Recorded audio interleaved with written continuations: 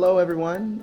We would like to welcome you all to the Emerge Insight conversation on race, ethnicity, and the financial lives of young adults, exploring disparities in financial health outcomes. My name is Jonathan Lykes.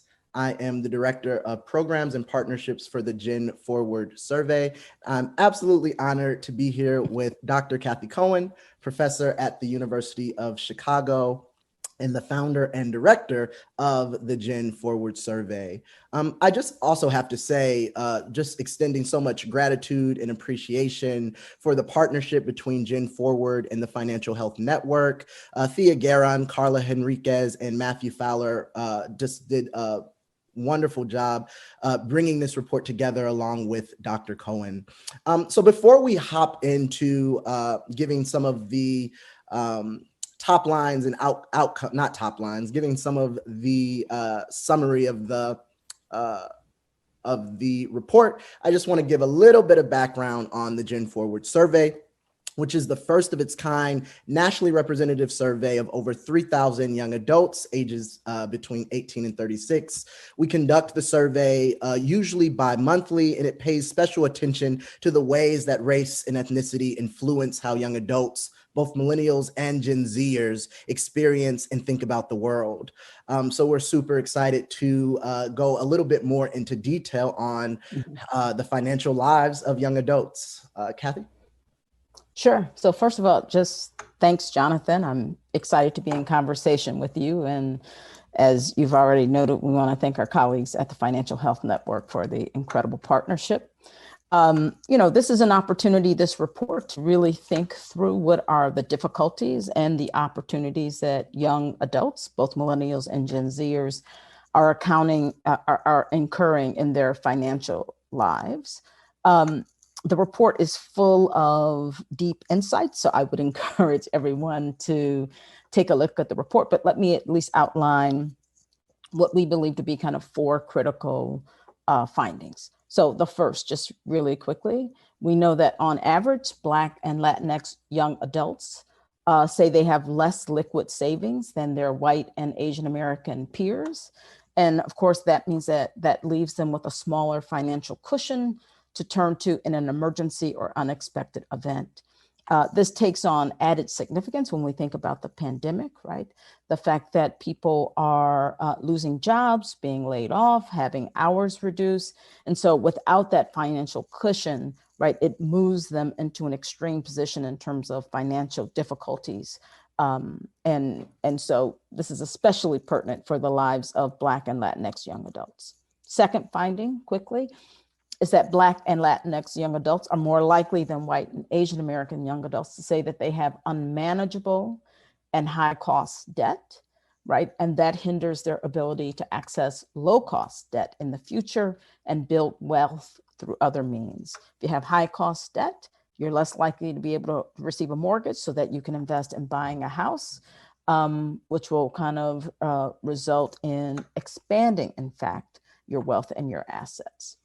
Third thing, and this is, I think, important, the enduring racial wealth gap has denied Black and Latinx young adults the ability to build wealth through generational transfers from their family.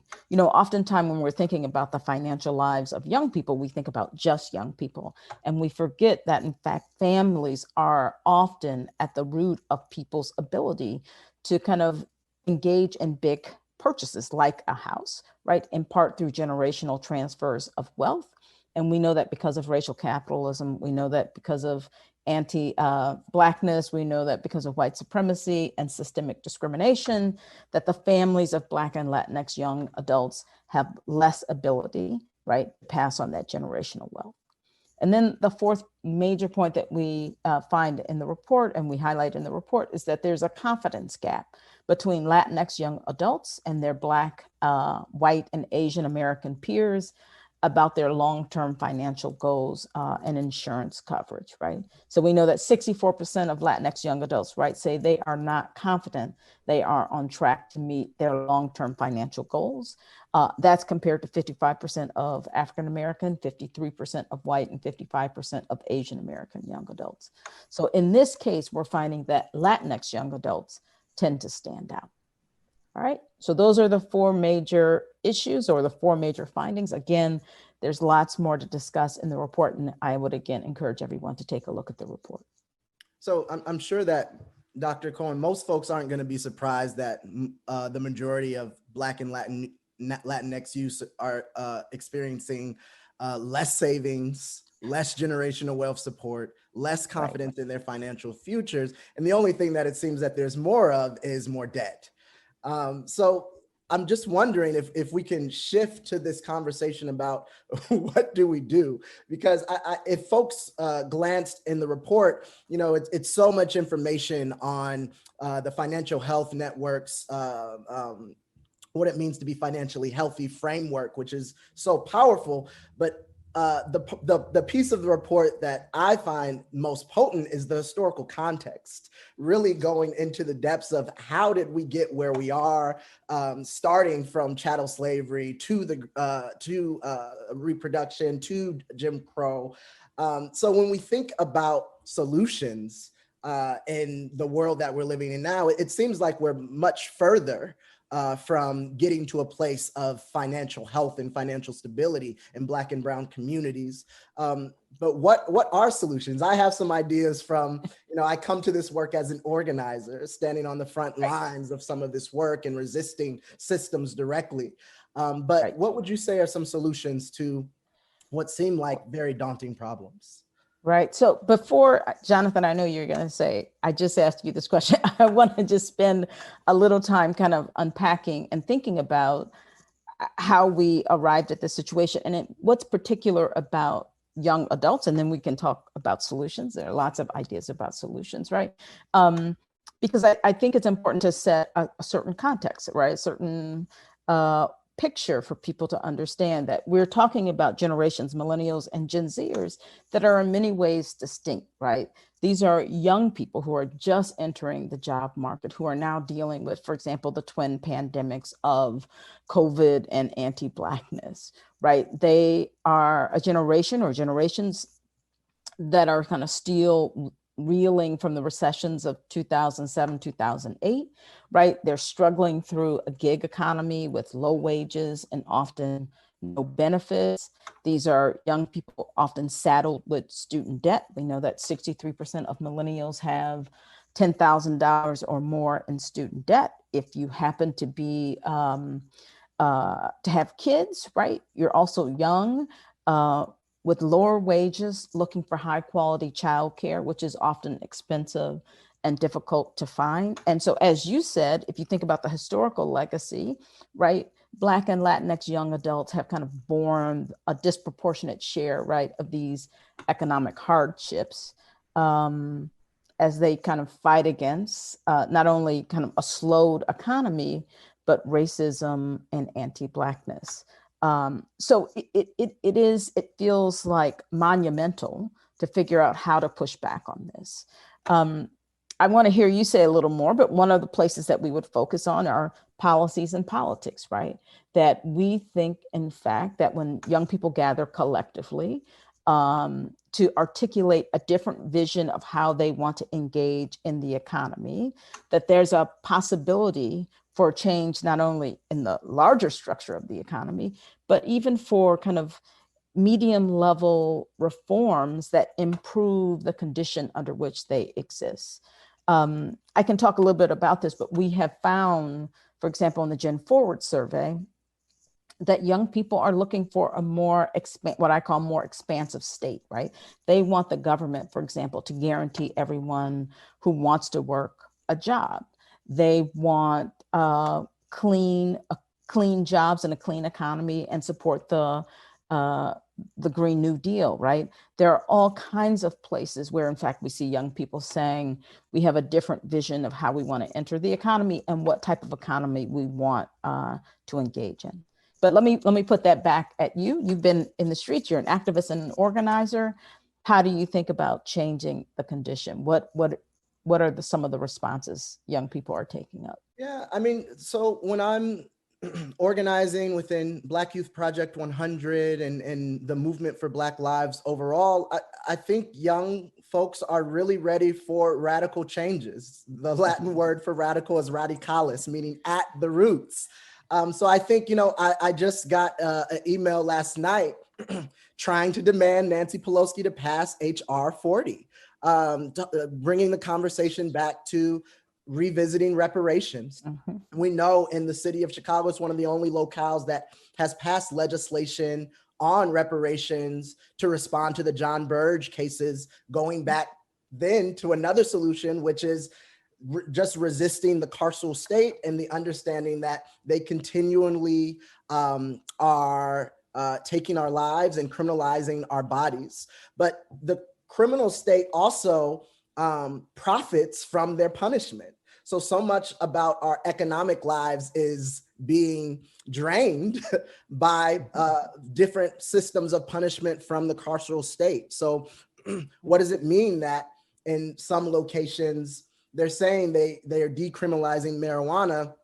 I was talking to Cathy, Dr. Kai Green, and they were sharing with me a story of how in upstate New York, they're still punishing people for marijuana charges. And that's in one of the quote unquote blue states. So we see here in Atlanta, there are so many, they tried to close down the jail here in the city of Atlanta, trying to make it so that we are no longer punished, trying to end cash money bail. So there are many policies that folks are trying to fight for in order to resist the carceral state on one level, so that we're not punished both with our bodies, with our lives, and with our pockets. But I think we have to do a lot more to really just rethink how we're going to resist racial capitalism in broader and more extensive ways. So in my community, people are also thinking of how are we building co-ops? How are we building spaces where we're sharing land? And how are we recreating bartering systems within our communities? So I do think it requires the next level of imagination for us to get past racial capitalism. And racial capitalism is something that shows up in our report. Is it possible to undo racial capitalism as deep and thick as it is in our society and in our world? Right.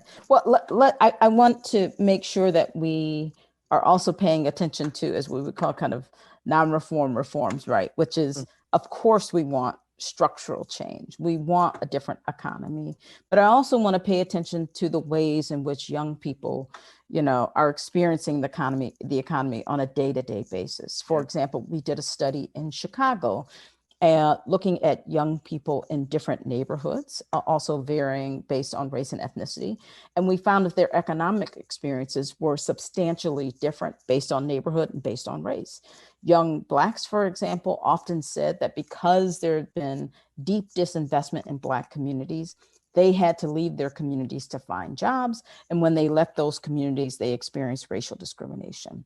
Young Latinx folks said, in fact, that they could stay in their neighborhoods often to find jobs because, in fact, there's a service economy there of restaurants and other types of businesses. But in those businesses, they often experience what we might think of as a structure of a gig economy where there were no benefits, right? That there was low wages. And so they didn't experience the same type of racial discrimination, but they still weren't experiencing good jobs.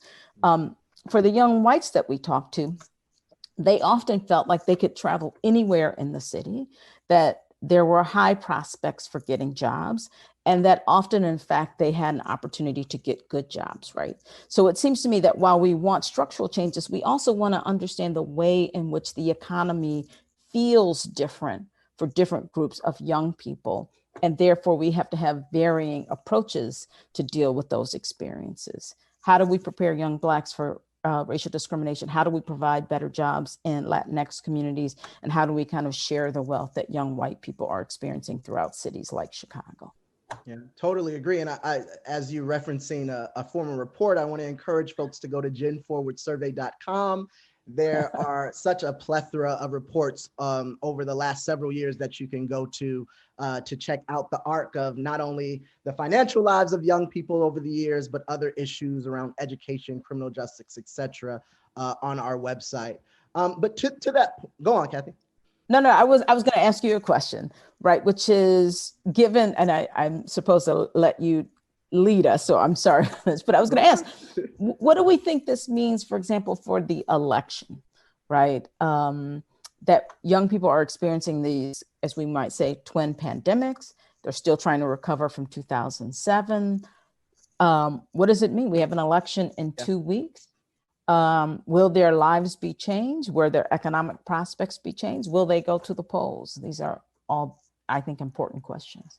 Yeah, from the feeling I get from my peers, totally anecdotally, is two strains of thought.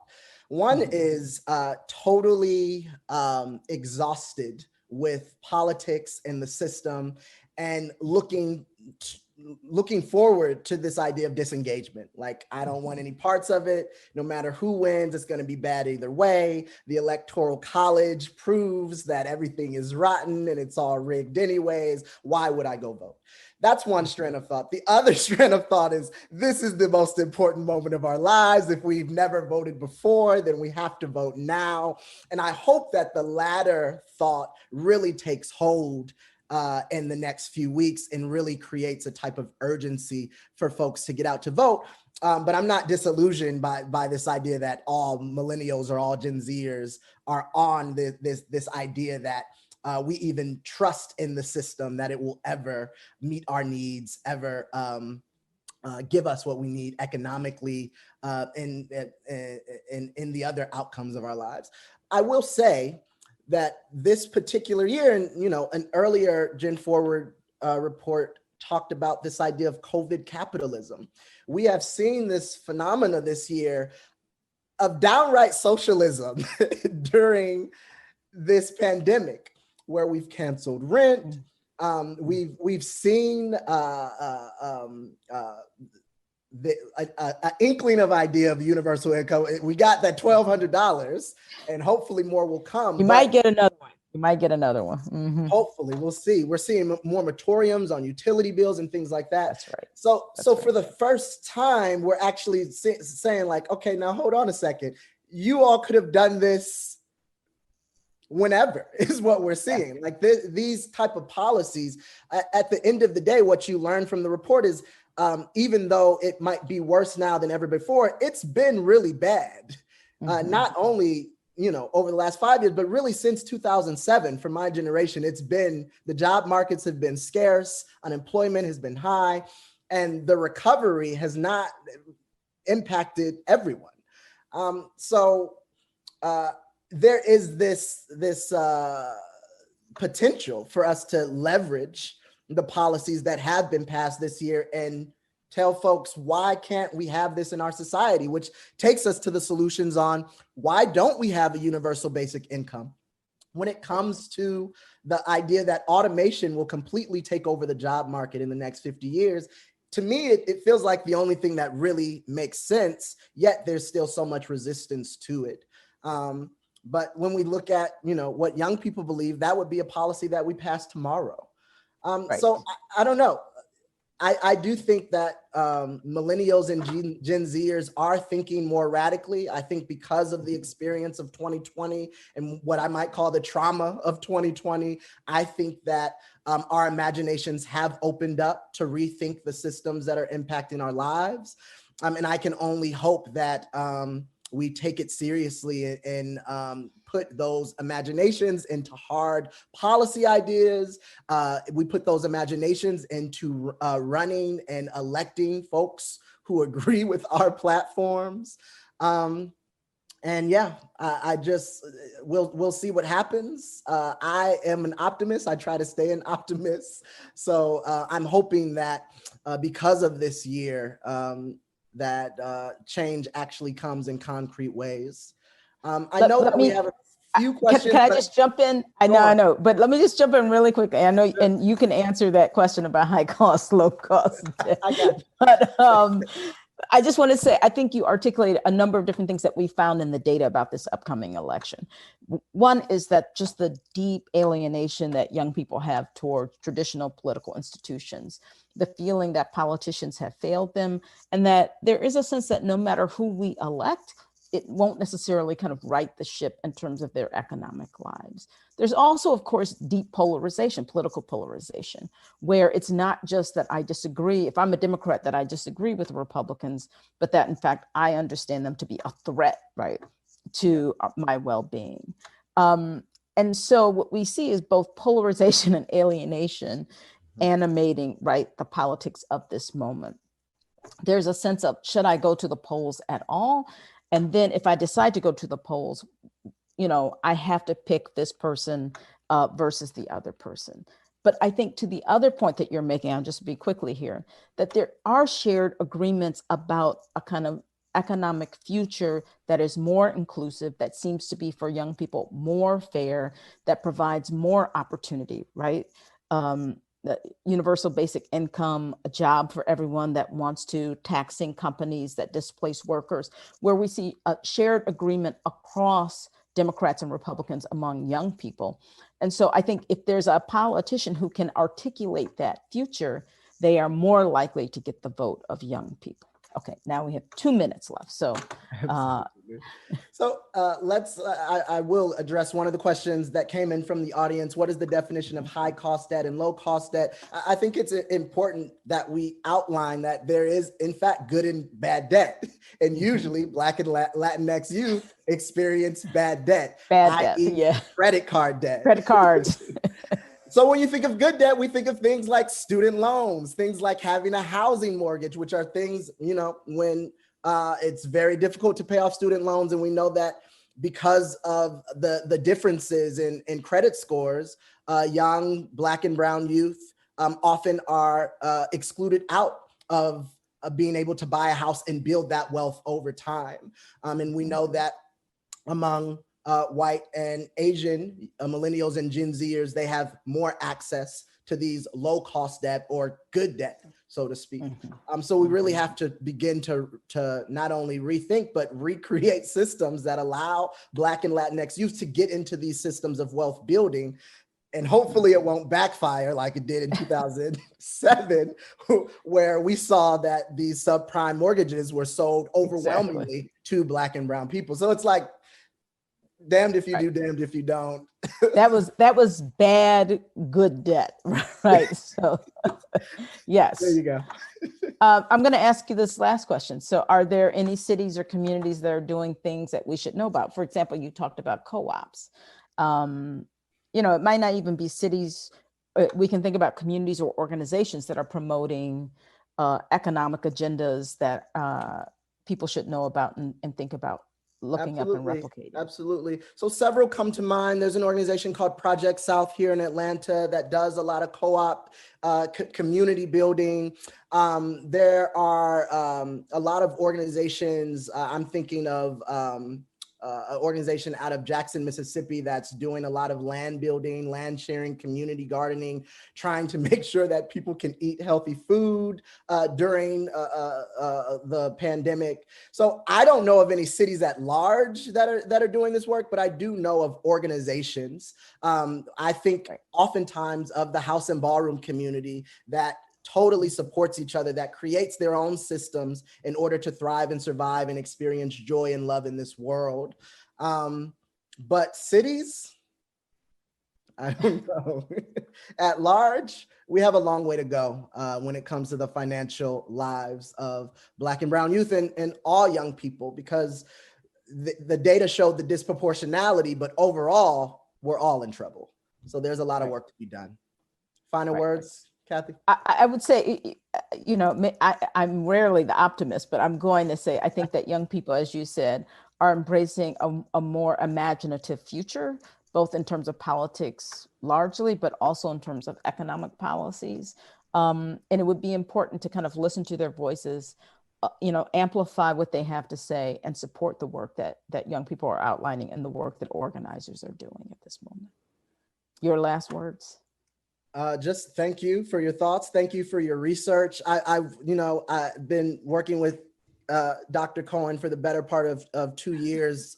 And the GenForward survey is unlike any survey. So we thank you all for joining us for a conversation on race and financial lives of young adults, exploring disparities in financial health outcomes. Thank you again for this partnership with the Financial Health Network, Thea, Carla, and Matt. We appreciate you all so much for what this partnership grew into, and we look forward to hearing from you all and working with you all in the future.